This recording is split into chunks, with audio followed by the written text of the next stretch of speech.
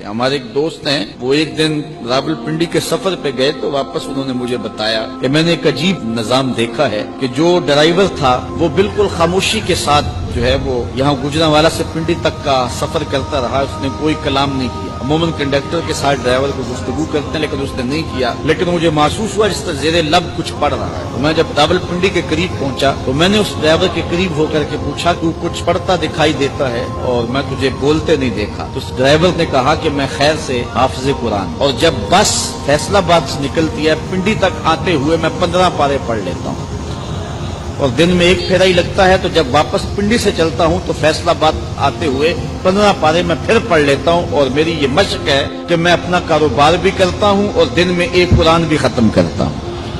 اب کاروبار بھی نہیں رکا اور سرمایہ بھی مل گیا, اور اتنا بڑا سرمایہ, اتنی بڑی سعادت کہ ہر حرف کے بدلے 10 نیکیاں, اور وہ روزانہ ایک قرآن مجید کی تلاوت کر رہا ہے. تو انسان اگر چاہے تو اپنے وقت کو اس انداز سے لگا دے اور صرف کرے, اور یقین جانے کہ اس کی زندگی پہ رشک آتا ہے کہ یہ بڑے بڑے علماء کو نصیب نہیں ہے جو اس کو نصیب ہو گیا. اس نے وقت کی قدر سیکھ لی. تو جن لوگوں نے وقت کو کام پہ لگا دیا تو ان کا وقت جو ہے وہ انہیں ضرور فائدہ دیتا ہے, اور اس کے بدلے کے اندر وہ بہت کچھ کما لیتے ہیں. کئی گنا سرمایہ جو ہے وہ اکٹھا آخرت کا کر رہے ہیں اس وقت کے بدلے, اور وہ لوگ بھی ہیں جو اپنی قیمتی وقت کو ضائع اور برباد کر رہے ہیں.